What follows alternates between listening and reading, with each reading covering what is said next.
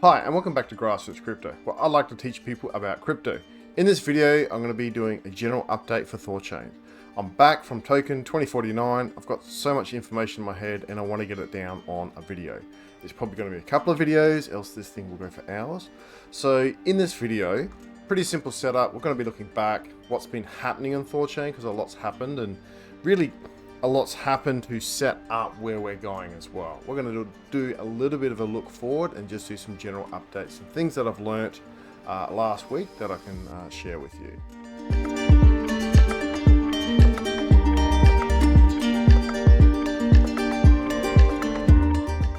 So if we start to look back, we've got trade assets that was launched. It's been a while since I've done a proper update, and you can see the trade asset depth here at about $7.5 million. So trade assets, if you don't know, will be changed to bridge assets, and that's essentially we're taking this concept and moving it to the L2, the layer 2, but I can cover more information there. The way that it's clarified, the reasons for it, and everything about it is going to be the same concept. It's just that it's going to sit in the layer 2 rather than sitting in the base layer. So then we got RUNEPool. RUNEPool essentially, when you deploy to the RUNEPool and then there's a requirement from the protocol, you're essentially swapping that rune, the rune you've deployed, with what's on the POL. So it de-risks the POL and it gives you exposure, the same kind of exposure to what the POL has. It's a kind of, really it's technically a different type of POL, whether it comes from a user or the reserve. Haven't done a video on that, that will come. As we can see here, there's a lot of negative balances, and that's because when the price of Rune goes down, you're essentially going to get a positive P&L because more Rune gets added and deployed in order to rebalance.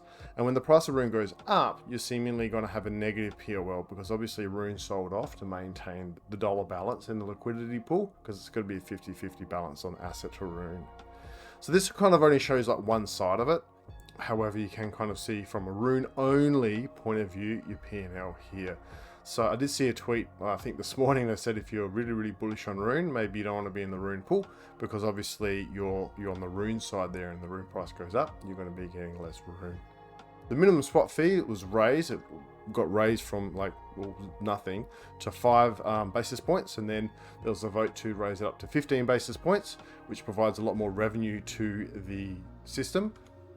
And you can have a look here. So you can see the revenue spike. This is going from no minimums, although streaming swaps did apply a minimum. But if you had under the 5 basis points, you could get away with like 2 or something, or less, or 1. And then this was the 5, and then we can go up here and we can see the switch to 15. So this is, again, a lot more income to the system, which is now producing, having checked, a little over $310,000 per day in revenue. The incentive pendulum was updated due to trade assets. This is a big change. The incentive pendulum is really important to stream rewards between liquidity providers and node operators in order to protect the network and ensure capital efficiency within the network.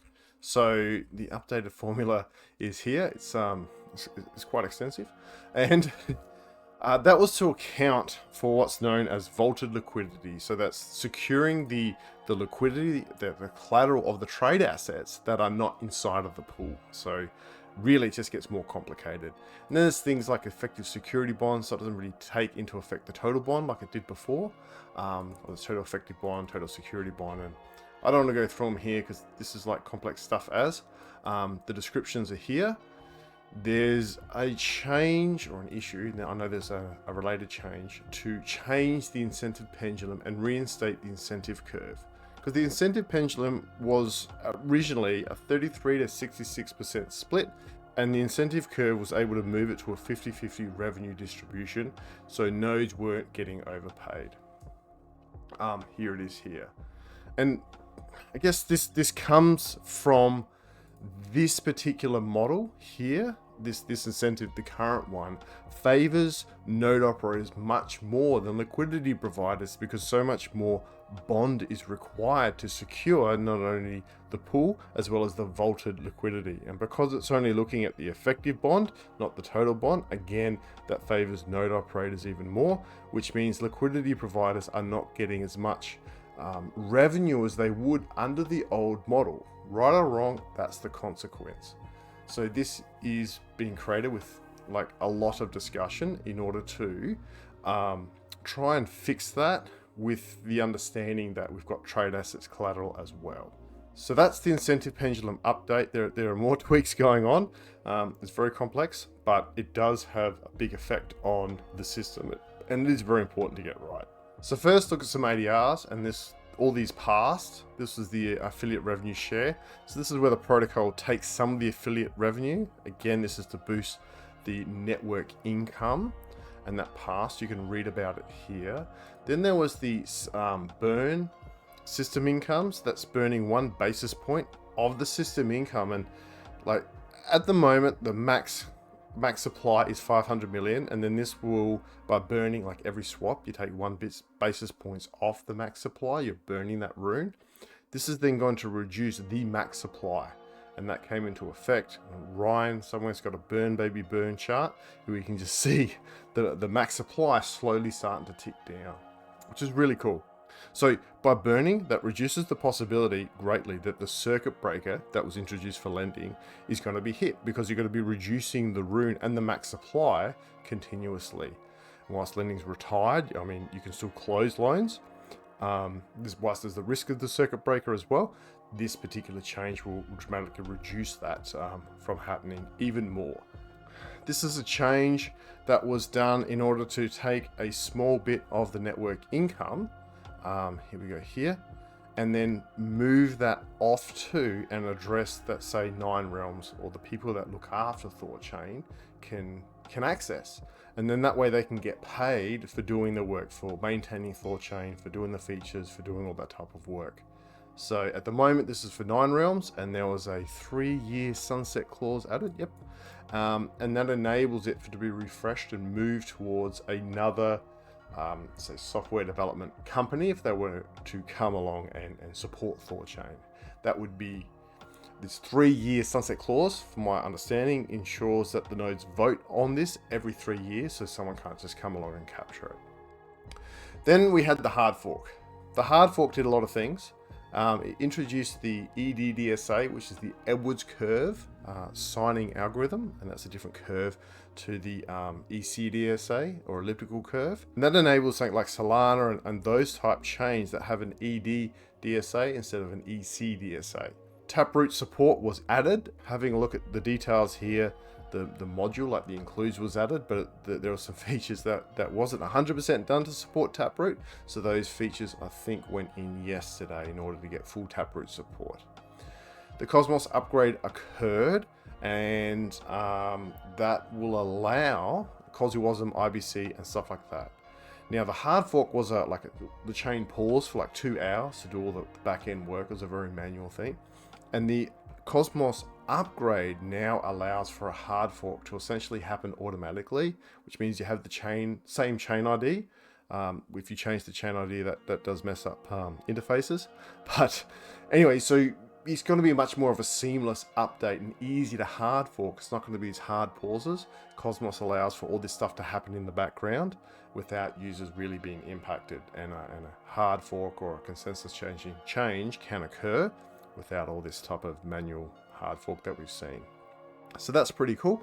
Yeah, so we have Cosmwasm, IBC, message send does need to be updated to support memo to bring it into compliance with the rest of Cosmos, because then you can start passing messages forward, and that memo is really required for the instruction of user intent towards THORChain, to do swaps, to do add, to like tell it what you want it to do. There's a lot of code cleanup, as well as the provisions to start adding L2s like base and poly and stuff like that. This is the release that happened like yesterday, and that had the Taproot fix in. And this was the release I was talking about a couple of weeks ago, and then this was all the hard fork and what got done. So you can see THORChain really starting to pump out the changes, and this app layer 1 we're talking about here, this is all preparing for putting all the app layer stuff, which we'll talk about a little bit in a minute. I want to talk about the factors that affect LP yield. Like dual LPs have had a bit of a rough end of the stick. A lot has been said with that, so I wanted to just go through some of the factors that affect LPing. So first is the synth leverage, and this is This is due to synthetics, and when synthetics first came out, it was 33% or 1.5 times leverage. Now it's up to 60%, so it's going to be like over 2 times leverage that's sitting on the pool. And then that means that they're going to, essentially the ILP is magnified, so the losses are magnified. But because of savers, the gains aren't magnified as much because some of that yield needs to go to savers. This was toned down in ADR 14, this ADR, so that as the synth utilization increased into the pool, the amount of yield that was paid to savers would slowly reduce. And that's why you'll see here is quite a low, 2%, but it can be quite under 1% depending on the synth utilization. Then the incentive pendulum changes, which we've talked about, and then that really start to favor the node operators more than the liquidity providers compared to what it was previously. The min swap fee has changed, and that kind of does help with the yield, but because it's all going through the incentive pendulum, it kind of, again, still starts to favor nodes more than it favors liquidity providers. That said, there are some things that are changing. So one of the things was a lot more nodes came over from Kujira, at least 9, bonded up. So now the network is quite heavily bonded, and it's done that for a reason, to start making way for all the liquidity that's coming through with all these L2 changes. But now liquidity providers are going to get a bit better of a deal, just because the incentive pendulum is favoring them because of the amount of bond that's sitting there compared to what it was, say, a month or so ago. So looking forward a bit, we're going to have a look at the RUNEPool. And a fun side effect of the RUNEPool, because the reserve, or you're swapping, a user swapping Rune with the reserve, that increases the reserve size. So it's going to get some of that deployed Rune back. And the amount of block rewards that are paid in each block depends on the reserve size. As RUNEPool takes more and more of an effect, and the reserve grows, so does the block rewards. Isn't that cool? There's a change here called POL Savers Instant Match. When a saver deposit is made, essentially half of that saver's L1 deposit, so that's 1 Bitcoin, half of that is sold off for Rune and leaves the pool. So this particular change does some stuff within the swap modules, so that instead of half of it being deployed, you can keep all of the L1, and the required other half, because it sits as a 50-50 collateral, can come from the RUNEPool. So you're retaining that depth within the pool as well. When a saver gets added, you're retaining all of that liquidity. As I said before, there's hard forks possibly. There's at least one I know of that's going to come to bring everything up to speed, and that can happen in the background. And to be honest, with everything that's going on, it may have happened already and I missed it, because I do know that they're going full speed implementing Cosmwasm and all the layer 2 stuff. Speaking of that, that's happening now. I haven't seen the actual module inside of the code, but I know that the Kujira team are working on it very hard, with the goal to deploy into StageNet and shake it all out. And that's going to allow all these smart contracts for like the Kujira people, Lavana, and wherever else JP's bought this stuff from, to be deployed into, on top of, THORChain. I want to do a video on like how that all looks and stuff like that later on. But there was the spaces where you can have a look at the Kujira spaces, a bit of a write-up, and then I did my own write-up here. So this is mid-August I did this write-up, but it goes through, it's a bit of date, there's a couple of things missing, but I'll give you a starting point if you want to read that, like what's Cosmwasm, like what is all this stuff, what are these features, so like Ghost, yeah, that's lending, so that will replace the lending that's been retired now, because essentially we're taking lending and putting it into the L2 layer, the layer 2. And then it talks about some of the benefits of the integration and IBC and all of that type of stuff. So feel free to have a look at that. Then there's L2s, and I think Base is going to be the first, like Coinbase's Base L2 EVM is going to be the first to come out. And I know we support 8, We're very quickly going to support 13 just with the L2 stuff, and I think it might scale up to 15 quite quickly. Chains just with all the possibilities and stuff coming out. There's a new ADR called Auto Bond. To be honest, I'm not sure if that's passed yet, and there's a couple more that have at least one that's been proposed, but I'll probably do that in a later video. Cosmos updates. So one of the advantage with this Quasywasm, which I point out in my article, is it de-risks new features. So the kind of overall plan is to take all the complexity that, you know, like trade assets and lending and all that type of stuff, and then move that to the layer 2 and keep the base layer, the L1 stuff, just for swapping. This then segregates the risk between the layers and enables all the new fancy stuff to happen in the layer 2 without putting risk, if it was to blow up or something, putting risk into the L1.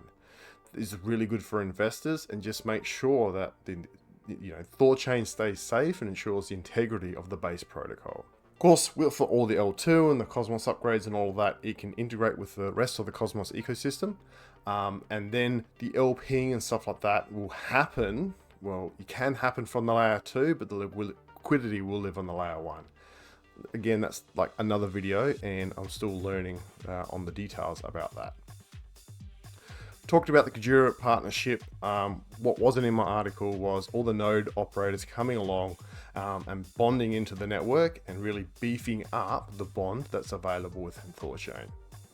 So again, looking forward, more base will come, and there's other talks like Poly and stuff like that.